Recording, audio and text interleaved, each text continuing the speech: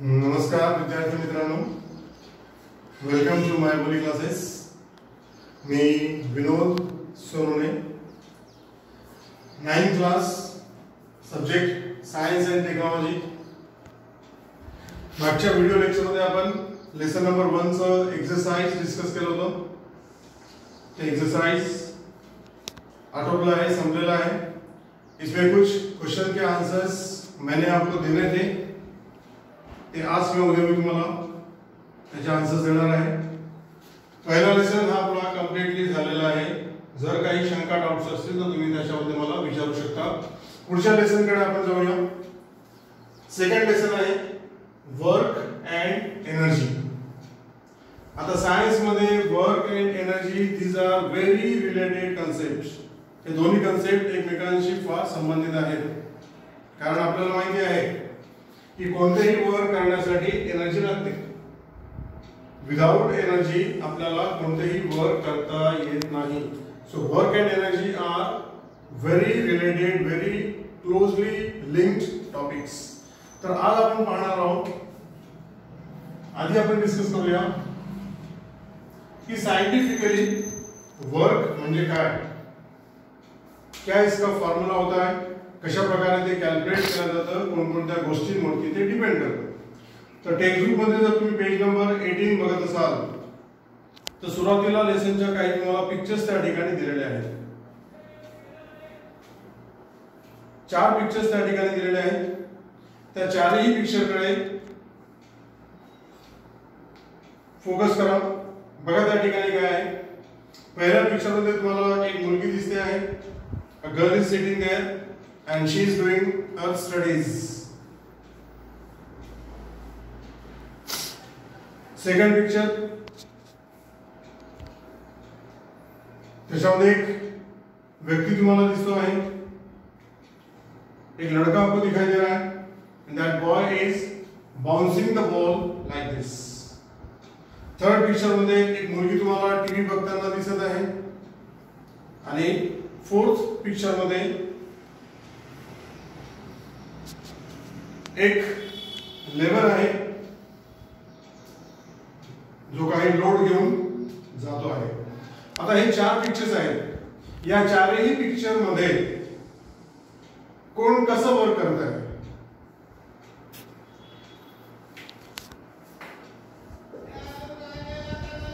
Study. एक मुलगी अभ्यासाला बसलेली आहे आणि तिने समजा 1 तास अभ्यास केला। एक लड़की ने 1 घंटा पढ़ाई की। मग तिने वर्क केला आहे का? Has she done a work? Answer आहे यस। उस लड़की ने वर्क किया है, लेकिन ये जो वर्क स्टडी करते समय हम लोग करते हैं या उस लड़की ने किया है, this work is a mental work. हे वर्क कोणतं आहे? तर हे आहे मेंटल वर्क।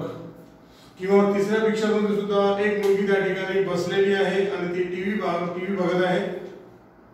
तिथे सुद्धा वर्क होत आहे, पण ते कोणतं वर्क आहे? Again that is a mental work. तो वर्क 2 प्रकार के होते हैं, एक मेंटल वर्क और दूसरा होता है फिजिकल वर्क।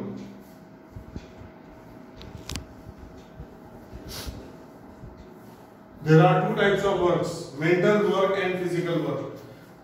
तो या लेसन मध्ये आपल्याला मेंटल वर्क याच्याबद्दल बोलायचं नाही। लेसन में हमको मेंटल वर्क के बारे में स्टडी करना नहीं है, डिस्कशन करना नहीं है। तो लेसन में हमको डिस्कस करना है, स्टडी करना है फिजिकल वर्क। मग फिजिकल वर्क त्या ठिकाणी कोण करत आहे? तर त्या ठिकाणी फिजिकल वर्क तो जो लेबर आहे, तो जो मजूर आहे तो करता है। तो फिजिकल वर्क क्या होता है? ज्या वर्क मध्ये डिस्प्लेसमेंट असेल,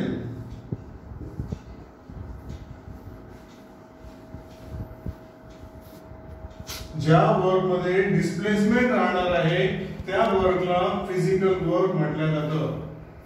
डिस्प्लेसमेंट होतं एक प्लेस से दूसरे प्लेस पे जाना इन अ डेफिनेट डायरेक्शन। तुम्ही जर एका ठिकाणी बसून राहिलात आणि 4 तास अभ्यास केला, एक प्लेस पे बैठ के अगर आपने 3-4 घंटे पढ़ाई की तो आपने फिजिकल वर्क कितना किया 0। जर तुम्ही एका ठिकाणी बसून काही करत असाल तर फिजिकल वर्क हे 0 राहणार आहे। का 0 राहणार आहे? कारण तुम्ही एकाच ठिकाणी बसून राहिलात म्हणजे तुमचा डिस्प्लेसमेंट झालेला नहीं। आपका डिस्प्लेसमेंट नहीं हुआ मतलब आपका फिजिकल वर्क होता नहीं है। तो फिजिकल वर्क कब होगा फिर? When there is a displacement. तो चौथ्या पिक्चर मध्ये तो जो माणूस आहे, तो जो व्यक्ती आहे, पाठीवरती पोतं घेऊन तो मूव करत आहे, एका ठिकाणाहून दुसऱ्या ठिकाणी जात आहे, त्या ठिकाणी डिस्प्लेसमेंट होत आहे, म्हणून तिथे फिजिकल वर्क होणार आहे। So the lesson is work end energy. Work हमको डिस्कस करना है, फिजिकल वर्क, मेंटल वर्क नहीं। किंवा सायंटिफिकली मेंटल वर्क याला 0 वर्क म्हटलं जातं। जर तुम्ही एका ठिकाणी बसत असाल आणि काही वर्क करत असाल, अभ्यास करत असाल, डिस्प्लेसमेंट नाही तर वर्क हे 0 राहणार आहे। So when no displacement, scientifically no work is done. जर सायंटिफिकली वर्क करायचं असेल तर त्या ठिकाणी डिस्प्लेसमेंट हे असायलाच पाहिजे। Now what is work then? मग वर्कला डिफाइन कसं करायचं? तर पेज नंबर 18 वरती तुम्हाला बोल्ड लेटर्स मध्ये डेफिनेशन दिलेली आहे। Work is said to be done when a force applied on an object causes displacement of that object. Object आहे, ऑब्जेक्ट वरती तुम्हाला फोर्स टाकायचा है। एक ऑब्जेक्ट है, इस पे आपको फोर्स डालना है। फोर्स डालने से क्या होगा? इसका डिस्प्लेसमेंट होगा। हा जो ऑब्जेक्ट आहे तो पुढे सरकणार आहे, त्याची जागा बदलणार आहे, त्याचा होणार आहे डिस्प्लेसमेंट। जर डिस्प्लेसमेंट होत असेल तर वर्क झालेलं आहे। Again definition, work is said to be done. यहां पर वर्क होता है या वर्क हुआ है। Work is said to be done when a force applied on the object causes displacement of the object। Object पे अगर आपने फोर्स डाला और फोर्स की वजह से अगर डिस्प्लेसमेंट होता है, ऑब्जेक्ट मूव करता है, पोजीशन बदलता है, तर त्या ठिकाणी वर्क झालेला आहे असं आपण म्हणतो। Is definition clear? Work is said to be done म्हणजे वर्क झालेला आहे असं आपल्याला म्हणता येईल, पण केव्हा? When a force applied on an object causes displacement of that object। Object वरती फोर्स टाकल्यानंतर जर त्या ऑब्जेक्टचं डिस्प्लेसमेंट होत असेल तर त्या ठिकाणी वर्क झालेलं आहे असं आपण म्हणू शकतो। Work is done. और अगर डिस्प्लेसमेंट नहीं हुआ, no work is done, 0 work is done. अशा प्रकारे वर्क काय आहे ते आपण डिफाइन करू शकतो। ये हो गया डेफिनेशन। अब आता वर्क किती झालं आहे हे जर आपल्याला कॅल्क्युलेट करायचं असेल तर त्याच्यासाठी एक फॉर्म्युला आहे। वर्क W म्हणजे work is equal to force multiplied by displacement. हा वर्क साठी फॉर्म्युला आहे, लक्षात ठेवायला लागेल तुम्हाला। याचं वारंवार काम पडणार आहे। So how to calculate work? तर त्याच्यासाठी हा फॉर्म्युला आहे, work equal to force multiplied by displacement. पण या ठिकाणी हा कोणता फोर्स आहे? So it is a force in direction of displacement. तो फोर्स कोणता असायला पाहिजे? ज्या डायरेक्शन मध्ये डिस्प्लेसमेंट होत आहे त्याच डायरेक्शन मध्ये असणारा तो फोर्स आहे। So this is force end this is displacement. The formula है work equal to force into displacement। So to calculate work, we can define, याच्यावरून सुद्धा आपण डिफाइन करू शकतो। Work is the product of, म्हणजे multiplication, work is the product of displacement and force in the direction of displacement। Displacement आणि त्या डिस्प्लेसमेंटच्या direction मध्ये असणारा जो फोर्स आहे, दोघांचं मल्टिप्लिकेशन म्हणजे वर्क राहणार आहे।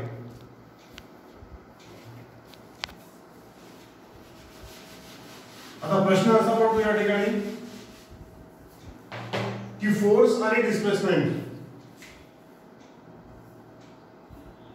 या दोघांचं जे डायरेक्शन आहे, डिस्प्लेसमेंट और फोर्स, इन दोनों का डायरेक्शन हमेशा सेम ही रहेगा क्या? दोघांचं डायरेक्शन नेहमी सेम राहणार आहे का? सेम असते का? तर नाही. काही केसेस मध्ये सेम राहू शकतं, काही केसेस मध्ये फोर्स आणि डिस्प्लेसमेंट यांचं डायरेक्शन सेम राहत नाही. मग जर डायरेक्शन सेम असेल तर हा फॉर्म्युला, आणि जर डायरेक्शन सेम नसेल तर मग कोणता फॉर्म्युला, त्याची चर्चा आपण करूया. when force is not in direction of displacement, force आणि डिस्प्लेसमेंट एका डायरेक्शन मध्ये नाही. Force is not in direction of displacement या displacement is not in direction of force. Same direction असेल तर हा फॉर्म्युला. फोर्स आणि डिस्प्लेसमेंट या दोघांचं डायरेक्शन जर सेम असेल तर हा फॉर्म्युला आहे. आता पाहूया कि डायरेक्शन जर सारखा नहीं. इसका एग्जांपल आपको पेज नंबर 19 पे दिया है. You can see there a picture. त्या ठिकाणी तीन पिक्चर आहे, पिक्चर ए आणि पिक्चर बी पहा. एक पिक्चर में क्या दिख रहा है आपको? एक टेबल टॉप आहे, त्या टेबल टॉप वरती एक डस्टर आहे किंवा एखादं टॉय आहे, and the girl is pushing the toy. वो गर्ल क्या कर रही है? उस टॉय को टेबल के सरफेस पे ऐसे पुश कर रही है. तो जिस डायरेक्शन में उसने फोर्स डाला उसी डायरेक्शन में वो सरकेगा. तर ए पिक्चर मध्ये सेम डायरेक्शन आहे, same direction of force and displacement. मग त्या ठिकाणी आपल्याला अशा प्रकारचा फॉर्म्युला वापरता येणार. इसका यूज करके हम वर्क कैलकुलेट कर सकते हैं. अगर आपने बी पिक्चर देखा तो इसमें एक लड़की एक टॉय को रस्सी से बांधकर ऐसे खींच रही है. मग बी पिक्चर मध्ये डायरेक्शन सारखं नाही. इसमें फोर्स का डायरेक्शन क्या होगा? इधर. ज्या डायरेक्शन मध्ये स्प्रिंग आहे त्या डायरेक्शन मध्ये फोर्स अप्लाय होणार आहे, पण हा जो ऑब्जेक्ट आहे हा कोणत्या दिशेने सरकणार आहे? तो सरळ जाणार. So this is direction of displacement. तर बी पिक्चर मध्ये फोर्स आणि डिस्प्लेसमेंट एका डायरेक्शन मध्ये नाहीत. दे are not in the same direction. पाहू शकता तुम्ही डिस्प्लेसमेंट हॉरिझॉन्टल आहे, पण जो फोर्स अप्लाय होत आहे that is in the direction of the string. मतलब there is some angle, say angle theta. Force आणि डिस्प्लेसमेंट मध्ये काही एंगल आहे, एका डायरेक्शन मध्ये ते नाहीत. मग आता अशा केस मध्ये वर्क डन कशा प्रकारे फाइंड करायचं आहे, इसका डायग्राम इधर निकालते हैं हम. This is direction of displacement and this is direction of force.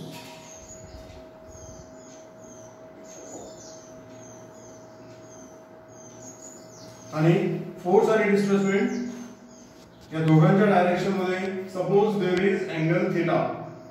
या दोघांमध्ये काहीतरी एंगल आहे, दॅट एंगल इज थीटा. मग आता या केस मध्ये वर्क डन कसं काढायचं? How to calculate work done? तर इथे आपल्याला वर्क डन जे आहे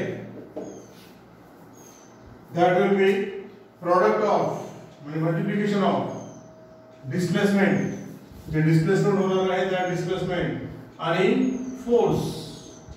पण कोणता फोर्स? कौन सा फोर्स? तो जो फोर्स डिस्प्लेसमेंट के डायरेक्शन में होगा. आता या ठिकाणी डिस्प्लेसमेंटच्या डायरेक्शन मध्ये फोर्स आहे का? नाही.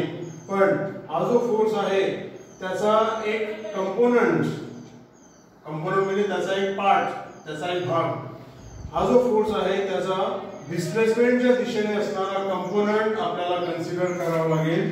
Suppose that component is F1. F1 काय आहे? हा फोर्स नाही. हा जो फोर्स आहे त्याचा डिस्प्लेसमेंटच्या डायरेक्शनने असणारा कंपोनेंट F1. तो कंपोनेंट आणि डिस्प्लेसमेंट यांचं multiplication that will B work done. इतकं समजलं का? सेम डायरेक्शन मध्ये असतील फोर्स आणि डिस्प्लेसमेंट तर अशा प्रकारे फॉर्म्युला. पण जर फोर्स आणि डिस्प्लेसमेंट सेम डायरेक्शन मध्ये नाही, त्यांच्यामध्ये काही अँगल आहे, तर आपण काय करतो, फोर्स याचा आपल्याला कंपोनंट कन्सिडर करावा लागेल डिस्प्लेसमेंटच्या डायरेक्शन मध्ये असणार, and that component is F1. तर मग वर्क डन असेल component multiplied by displacement. Direct force मध्ये तर आपल्याला डिस्प्लेसमेंटच्या दिशेने असणारा त्याचा कंपोनंट घ्यावा लागेल. आता आपण पाहूया हा कंपोनंट कशा प्रकारे फाइंड करतात. How to find this component F1. So we can find the component F1 by trigonometry. या राइट एंगल ट्रायंगल मध्ये जर आपण ट्रिग्नोमेट्रीचा वापर केला, त्याच्यावर जर आपण cos थीटा काढलं, हे तुमचं मॅथ्स मध्ये पुढे होणार आहे. या ट्रायंगल मध्ये cos थीटा जी राहते, तर cos थीटा साठी फॉर्म्युला आहे adjacent side upon hypotenuse. इथे हा राइट एंगल आहे. मग थीटाची ऍडजसेंट साइड कोणती आहे, F1, आणि हायपोटेन्यूज F. अशा प्रकारे युजिंग ट्रिग्नोमेट्री या ट्रायंगल मध्ये आपल्याला cos theta equal to F1 upon F, इसमें से आपको क्रॉस मल्टीप्लाई करके F1 निकालना है. कितना आएगा, तो F1 will be equal to F cos theta. अशा प्रकारे आपण ट्रिग्नोमेट्रीचा वापर करून कंपोनेंट काढलेला आहे F1. अब ये कंपोनेंट F1 की वैल्यू यहां डालो, so we get work. So work done equal to F1 के प्लेस पे ये लिखना है F cos theta into displacement S, या इसी को हम ऐसे लिख सकते हैं W equal to Fs cos theta. This is the formula. आणि हा फॉर्म्युला आहे वर्क डन कॅल्क्युलेट करण्यासाठी जर फोर्स आणि डिस्प्लेसमेंट सेम डायरेक्शन मध्ये नसतील तर. When force and displacement are not in the same direction, दोघांमध्ये काहीतरी अँगल थीटा आहे, तर अशा केस मध्ये वर्क डन फाइंड करण्याचा हा फॉर्म्युला आहे W equal to Fs cos theta. Theta is the angle between force and displacement. Displacement आणि फोर्स यांच्यामध्ये असणारा अँगल आहे theta, and the formula is Fs cos theta. हा फॉर्म्युला तुम्हाला पेज नंबर 19 वरती दिलेला आहे. ठीक आहे. पुन्हा एकदा, what is work.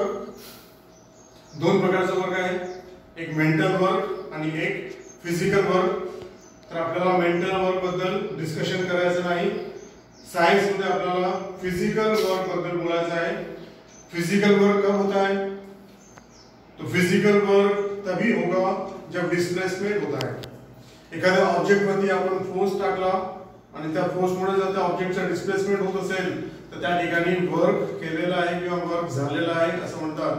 Work is said to be done when a force applied on an object causes displacement of that object. मग कॅल्क्युलेट करण्यासाठी दोन केसेस आहेत. पहिली केस, अगर फोर्स और डिस्प्लेसमेंट सेम डायरेक्शन में, डिस्प्लेसमेंट आणि फोर्स जर एकाच डायरेक्शन मध्ये असतील, तर हा फॉर्म्युला आहे work equal to force multiplied by displacement. कोणता फोर्स, डिस्प्लेसमेंटच्या डायरेक्शन मध्ये असणारा फोर्स. लेकिन अगर फोर्स और डिस्प्लेसमेंट सेम डायरेक्शन में नहीं है, जैसे वो एग्जांपल हमने देखा, girl is pulling the toy with the help of a string. Force का डायरेक्शन ऐसा होगा और डिस्प्लेसमेंट का डायरेक्शन हॉरिजॉन्टल है, they are not in the same direction, दोघांमध्ये काहीतरी अँगल आहे. तर या परिस्थितीमध्ये फोर्स साठी काय फॉर्म्युला आहे, यहां पर हमको फोर्स कैसे कैलकुलेट करना है, सॉरी वर्क कैसे कैलकुलेट करना है, तो work will be equal to F1 into S. F1 क्या है, F1 is the component of force in the direction of displacement. आणि तो कंपोनेंट कशा प्रकारे आपण फाइंड करतो, तो ये डायग्राम में हमने ट्रिग्नोमेट्री का यूज करके ऐसे कंपोनेंट निकाला है F1, और तब जाके फार्मूला बनता है work equal to F1 into S. Values डालने के बाद हमको ये मिलता है. So this is the final formula जो तुम्हाला लक्षात ठेवायचा आहे, work equal to Fs cos theta. आता या ठिकाणी थीटा म्हणजे डिस्प्लेसमेंट आणि फोर्स मध्ये असणारा एंगल. पेज नंबर 19 पे आपको एक टेबल दिया है, ये थीटा की values,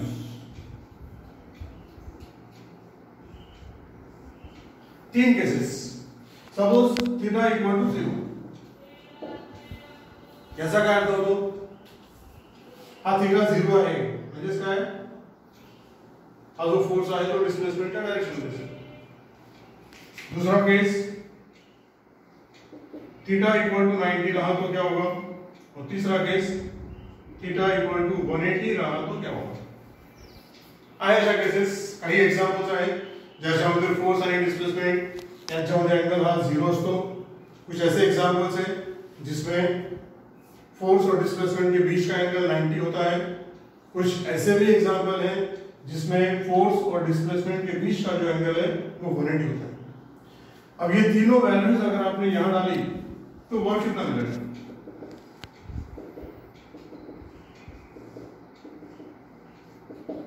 so when theta is 0 यहां पर आएगा cos 0. तो cos 0 कितना होता है 1. तो W आएगा Fs. Fs into 1. Cos 0 will be 1. So when displacement and force are in the same direction, the formula is same. अगर थीटा 90 रहा तो यहाँ cos 90 आ जाएगा, और cos 90 होता है 0. तो F into S into cos 90 मतलब F into S into 0 पूरा 0 हो जाएगा, work done is 0.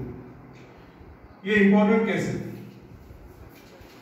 When force and displacement they are perpendicular, यानी दोनों के बीच का एंगल अगर 90 होता है, याचाच अर्थ फोर्स आणि डिस्प्लेसमेंट एकमेकांना परपेंडिक्युलर आहे, तर त्या केस मध्ये फिजिकल वर्क हे शून्य राहते. या हम बोल सकते हैं कि no work is done when force and displacement are at right angle at 90 degree to each other. तीसरा केस थीटा 180. ही व्हॅल्यू जर आपण इथे टाकली, इथे येणार आहे cos 180 आणि cos 180 किती राहते तर -1. W equal to F into S into -1 यानी ये आएगा -Fs. आपल्याला मिळणार आहे वर्क इक्वल टू -Fs. तर इथे पाहू शकता तुम्ही, इथे वर्क पॉझिटिव्ह आहे, इथे वर्क नेगेटिव आहे आणि इथे वर्क 0 आहे. ये तीन इंपॉर्टेंट बातें आपको ख्याल रखनी है. कौन सी, व्हेन इज वर्क डन 0. समजा तुम्हाला प्रश्न विचारला की वर्क डन हे 0 केव्हा असते, काय सांगा, तो दोन प्रकारे सांगता येईल. वर्क डन 0 कब होता है, पहली बात जब डिस्प्लेसमेंट 0 होगा. कारण आपण सुरुवातीलाच बोललो की जर डिस्प्लेसमेंट नसेल तर वर्क नसते. पुन्हा तुम्ही व्हिडिओ लेक्चर मागे जाऊन पहा, आपण लिहिलं होतं डिस्प्लेसमेंट नसेल तर वर्क डन 0. तो वर्क डन 0 कब होता है, एक तो डिस्प्लेसमेंट 0 होगा तब वर्क डन 0 होता है, या फिर थीटा अगर 90 डिग्री रहा तो वर्क डन 0 होता है. म्हणजेच फोर्स आणि डिस्प्लेसमेंट जर एकमेकांना परपेंडिक्युलर असतील तर त्या ठिकाणी वर्क डन हे 0 राहते. ये एक बात. दूसरा, वर्क डन पॉजिटिव कब होता है और वर्क डन नेगेटिव कब होता है. When is work done positive, पाहू शकता इथे work done is positive when theta is 0. Theta 0 मतलब force and displacement in the same direction. So when force and displacement are in the same direction, या theta 0, then work done is positive. अब negative कब होता है, तो theta 180. When force and displacement इनके beach का angle अगर 180 रहा तो वर्क डन आपको नेगेटिव मिलेगा. Negative work is done when the angle between force and displacement is 180 degree. तर पेज नंबर 19 वरती तुम्हाला शेवटी एक टेबल दिलेला आहे. त्या टेबल मध्ये हेच सगळे पॉइंट दिलेले आहेत. जब थीटा 0 होगा तो cos 0 1 W equal to Fs. जेव्हा थीटा हा 90 असेल तर cos 90 0, त्याच्यामुळे W इक्वल टू 0. आणि जेव्हा थीटा 180 असेल तेव्हा cos 180 हे -1 राहते, म्हणून वर्क इक्वल टू -fs. तो पॉझिटिव्ह वर्क, झिरो वर्क आणि निगेटिव्ह वर्क या कंडिशन लक्षात ठेवायच्या आहेत. पॉझिटिव्ह केव्हा, निगेटिव्ह केव्हा आणि झिरो वर्क कब होता है. ये पेज नंबर 19 पे जो टेबल दिया है ये आपको कंप्लीट करना है. ठीक आहे. अशा प्रकारे वर्क काय आहे ते आपण डिफाइन केलं.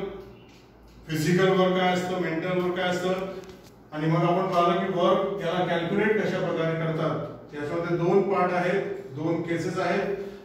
पहली केस फोर्स एंड डिस्प्लेसमेंट अगर एक ही डायरेक्शन में होगा तो ये फॉर्मूला, आणि जर फोर्स आणि डिस्प्लेसमेंट सेम डायरेक्शन मध्ये नसतील, डिफरंट डायरेक्शन मध्ये असतील, तर त्या ठिकाणी आपल्याला अशा प्रकारे हा फॉर्म्युला वापरायचा आहे. आणि मग या तीन केसेस आहेत की डायरेक्शन नेमकं काय आहे, त्याच्यानुसार वर्क डन पॉजिटिव केव्हा राहते, जीरो कब होता है और नेगेटिव कब होता है. अभी हम बात करेंगे यूनिट की. अशा प्रकारे आपण वर्क कॅल्क्युलेट करू शकतो, पण आता याचं युनिट काय राहणार आहे. What is unit of work.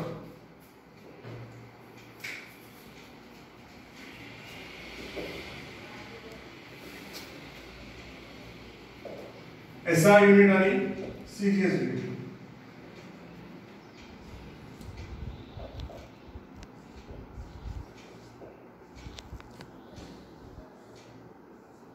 तो जो फॉर्म्युला आहे work equal to force into displacement, याच्यावर आपल्याला युनिट सांगता येतील. SI unit of force is newton. Force का SI यूनिट न्यूटन और डिस्प्लेसमेंट का SI यूनिट मीटर. फॉर्मूला बघा, वर्क आहे force multiplied by displacement. Force SI unit newton आहे आणि डिस्प्लेसमेंटचं SI यूनिट मीटर आहे. अशा प्रकारे newton into metre, this is SI unit of work आणि याला म्हणतात joule. So what is SI unit of work. Direct समजू शकतो आपण की SI unit of work is joule.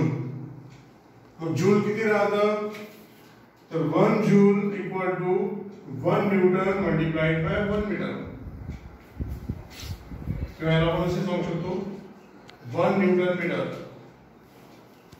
SI unit of work is joule, और 1 जूल कितना होता है, तो 1 joule equal to 1 Newton into 1 metre या फिर 1 न्यूटन मीटर. सेम आपल्याला इथे सांगते. आता CGS unit, what is CGS unit of force, it is dyne. आणि डिस्प्लेसमेंटचं CGS युनिट काय आहे, सेंटीमीटर. अशा प्रकारे डाइन मल्टिप्लाइड बाय सेंटीमीटर यालाच म्हणतात CGS unit of work, and this is known as erg. Spelling बघा ERG. अशा प्रकारे वर्कचं CGS युनिट आहे erg. नाव लक्षात ठेवा. and erg equal to dyne multiplied by centimetre, किंवा आपण 1 erg equal to 1 dyne multiplied by 1 सेंटीमीटर या फिर 1 डाइन सेंटीमीटर बोल सकते हो. SI unit of work is joule and CGS unit of work is erg. इतकं समजलं. आता डिफाइन करूया 1 जूल. अभी इन दोनों का डेफिनेशन हमको देखना है. Now which work is said to be 1 joule. 1 joule work हे कोणतं असेल किंवा किती असेल. तर पेज नंबर 20 वरती तुम्हाला जो बॉक्स दिसतो आहे त्याच्यामध्ये हे सगळं दिलेलं आहे. If a force of 1 Newton displaces an object through 1 meter in the direction of force. Example something. If a force of 1 Newton displaces an object 1 meter in the direction of force, then the work is said to be 1 joule. इसमें से आपको सब बताना है. इतना force जब इतना displacement produce करेगा in the same direction, that work is 1 joule. असंच इथे सांगते 1 डाइन इतका फोर्स जर 1 सेंटीमीटर इतके डिस्प्लेसमेंट प्रोड्यूस करत असेल of course in the same direction. तर ते जे वर्क आहे त्याला म्हणतात 1 अर्थ. डेफिनेशन दोघांची सेम आहे, फक्त टर्म्स बदलणार आहेत. When a force of 1 Newton produces displacement of 1 meter in the direction of force, work done is said to be 1 joule. Okay? When a force of 1 dyne produces displacement of 1 centimeter in the direction of force, work done is 1 earth. Clear? So this is SI unit joule, this is CGS unit earth.